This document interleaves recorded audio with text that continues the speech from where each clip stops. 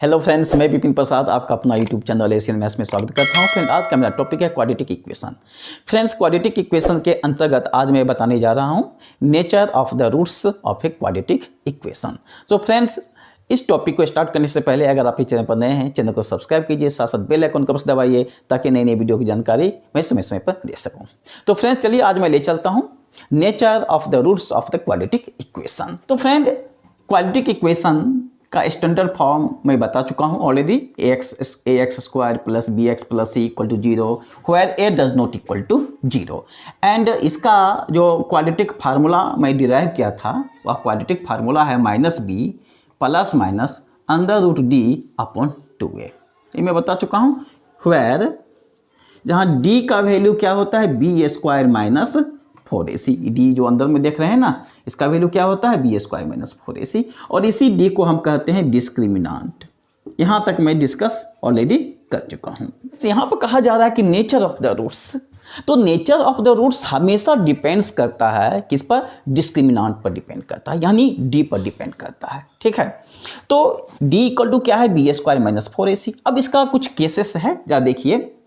अगर d का value greater than 0 होता है, मीन्स अगर डिस्क्रिमिनांट का वैल्यू 0 से बड़ा होता है, यानी डेट इज आप कह सकते हैं कि d इक्वल टू क्या है बी स्क्वायर माइनस 4ac, यानी बी स्क्वायर माइनस 4ac का जो वैल्यू आएगा अगर 0 से ग्रेटर होता है, यानी पॉजिटिव उसका वैल्यू होता है, तो रूट्स रियल एंड डिस्टिंक्ट होगा। क्या होगा? So in this case roots are real and distinct. Real होगा और साथ साथ डिस्टिंक्ट भी होगा। डिस्टिंक्ट मीन्स डिफरेंट, अलग अलग होगा, एक समान रूट्स नहीं होगा। ये तो फर्स्ट केस में हुआ। सेकेंड केस में देखिए, सेकेंड केस में अगर डिस्क्रिमिनांट का वैल्यू 0 आता है, यानी that is D equal to क्या है बी स्क्वायर माइनस 4ac, यानी बी स्क्वायर माइनस 4ac का वैल्यू इक्वल टू 0 होता है, तो उस कंडीशन में रूट्स रियल तो होगा ही होगा, साथ साथ रूट्स रिपीटेड होगा, यानी इक्वल होगा, डिस्टिंक्ट रूट्स नहीं होगा। So in this case roots are real and equal.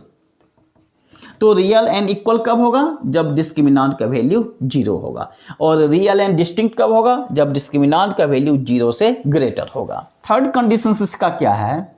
जब d का वैल्यू लेस देन 0 हो, यानी डेट इज यानी बी स्क्वायर माइनस 4ac का वैल्यू जब आप निकालेंगे, अगर उसका वैल्यू 0 से छोटा हो, 0 से लेस होने का, लेस देन 0 का मतलब होता है कि उसका वैल्यू हमेशा निगेटिव होता है, राइट? यानी d का वैल्यू निगेटिव होगा। और जब d का वैल्यू, एक चीज ध्यान रखिएगा, रूट के अंदर जब किसी d का वैल्यू निगेटिव आता है, यानी -2 आता है, -3/2 आता है, इस कंडीशन में इसका कोई रियल सोल्यूशन नहीं होगा, यानी रूट्स इमेजिनरी होगा। जब रूट के अंदर कोई निगेटिव टर्म आता है तो रूट्स हमेशा इमेजिनरी होगा, यानी कोई इसका रियल रूट्स नहीं होगा।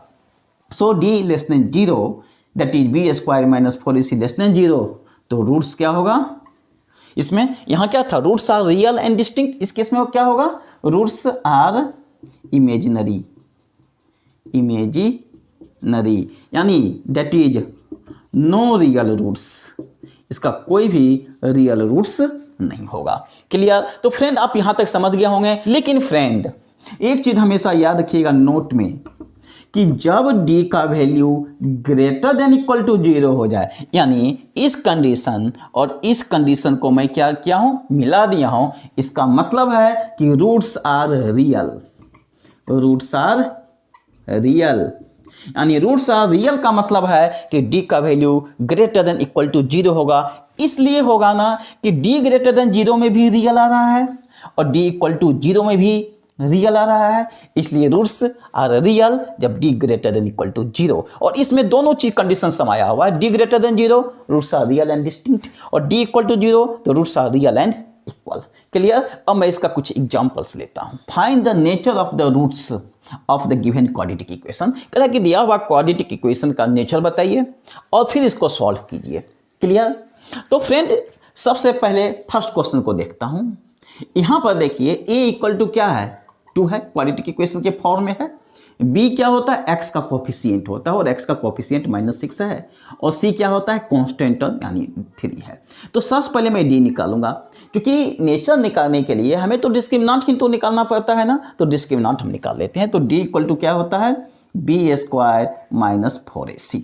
तो b का वैल्यू क्या है, -6, रखिए -6 का whole square minus 4 multiply a का वैल्यू 2 है और c का वैल्यू क्या है, 3 है। तो -6 चूंकि पावर 2 है, जब पावर इवन हो ना तो निगेटिव भी पॉजिटिव हो जाता है, तो निगेटिव तो पॉजिटिव हो गया, और 6 का स्क्वायर 36 माइनस, इसको सॉल्व कीजिएगा, इसको सॉल्व कीजिएगा तो कितना आएगा, 24 आएगा, राइट। और 36 में जब 24 को माइनस कीजिएगा तो 12 आएगा। सो देयरफॉर डी का वैल्यू 12 आया, जो ग्रेटर देन 0 है। बताइए जब डिस्क्रिमिनेंट ग्रेटर देन 0 हो तो रूट्स क्या होता है, रियल एंड डिस्टिंक्ट होता है ना। नेचर का पता चल गया, क्या नेचर का पता चला कि roots are real and distinct. अब इसको सॉल्व करके देखिए कि वास्तव में रियल एंड डिस्टिंक्ट आ रहा है। इसके लिए हम x का वैल्यू निकालेंगे, और x इक्वल टू आप जानते हैं -b प्लस माइनस √d/2a होता है। सो माइनस b का वैल्यू क्या है, b का वैल्यू -6 है, तो रखिए -6 प्लस माइनस √d का वैल्यू कितना है, 12, रखिए यहाँ पर 12/2 मल्टीप्लाई a के प्लेस पर क्या है, 2, यहाँ पर रखिए 2। So friend minus minus plus यानी 6 प्लस माइनस, अच्छा 12 को आप क्या लिख सकते हैं, √12 को इस फॉर्म में लिख सकते हैं, 4 × 3, और इसका जो वैल्यू होगा अंदर √4 का वैल्यू होगा 2, और 3 का तो वैल्यू तो रूट के अंदर ही रह जाएगा, क्योंकि इसका वैल्यू तो निकलेगा ही नहीं, इसका वैल्यू निकलेगा लेकिन फ्रैक्शन में आएगा, यानी 2√3। सो इसको मैं लिख सकता हूँ 2√3, यानी 2√3 डिवाइड बाय 2 × 2।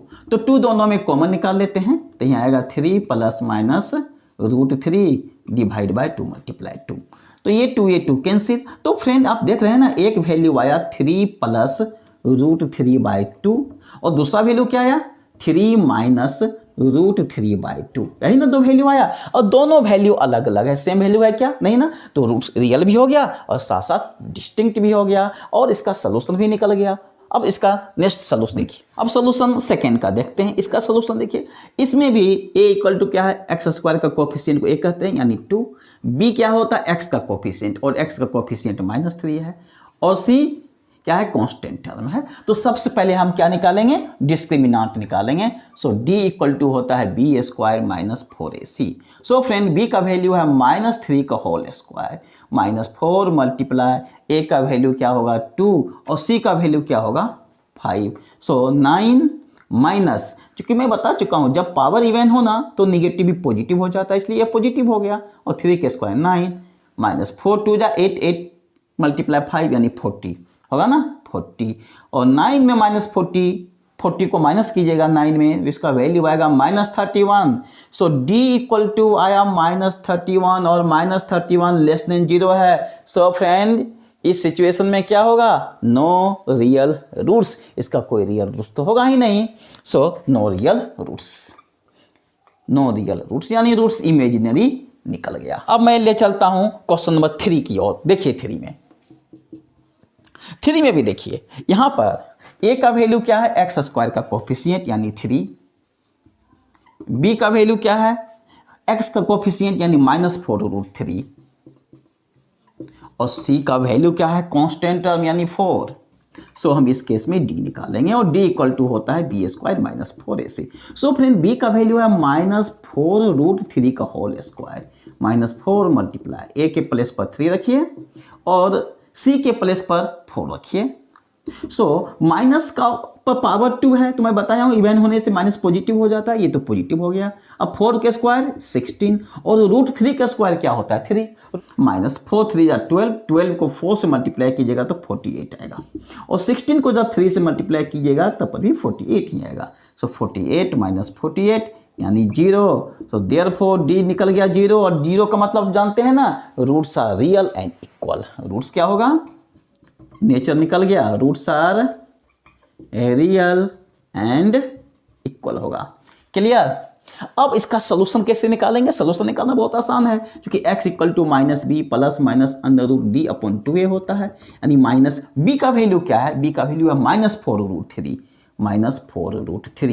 प्लस माइनस, और d का वैल्यू 0 निकल कर आया, आया ना, देखिए डी का वैल्यू 0 और 0 अंडर रूट 0 का वैल्यू क्या होगा, 0 ही होगा।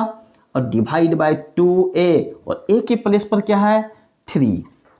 सो फ्रेंड इसको लिख सकते हैं माइनस माइनस प्लस, यानी 4√3 प्लस माइनस 0 और डिवाइड बाय 2 मल्टीप्लाई 3। इसके बाद देखिए मैं क्या करूंगा, इसका दो वैल्यू आया, एक आया है 4√3 प्लस 0 और डिवाइड बाय 2 मल्टीप्लाई 3 और सेकेंड वैल्यू क्या आया है 4√3 माइनस 0 और डिवाइड बाय 2 मल्टीप्लाई 3, यही ना आया। तो ये देखिए 2 से कैंसिल हो जाएगा ना 2 से कैंसिल, तो यहाँ आएगा 2√3 डिवाइड बाय 3 और इसमें 0 भी ऐड कर ही दीजिएगा तो इस पर कोई तो फर्क पड़ेगा ही नहीं। इसी प्रकार 4√3 में 0 को माइनस कीजिएगा तो 4√3 ही आएगा और 4√3 ये 2 से कैंसिल हो जाएगा ना 2 से कैंसिल, इसका भी वैल्यू होगा 2√3/3। सो फ्रेंड यहाँ पर रूट्स क्या हो गया, रियल तो है ही, साथ साथ रूट्स इक्वल हो गया। देखिए दोनों रूट्स इक्वल है कि नहीं है ना। और ऐसी भी किसी भी टर्म में प्लस 0 को जोड़िए या माइनस 0 को घटाइए, उससे कोई फर्क तो पड़ेगा ही नहीं। सो फ्रेंड्स आज का यह वीडियो कैसा लगा, अगर रियली में अच्छा लगा होगा प्लीज़ लाइक शेयर सब्सक्राइब करना नहीं भूलिए, साथ साथ कमेंट अवश्य कीजिए। फिर मिलेंगे नए वीडियो के साथ। जय हिंद।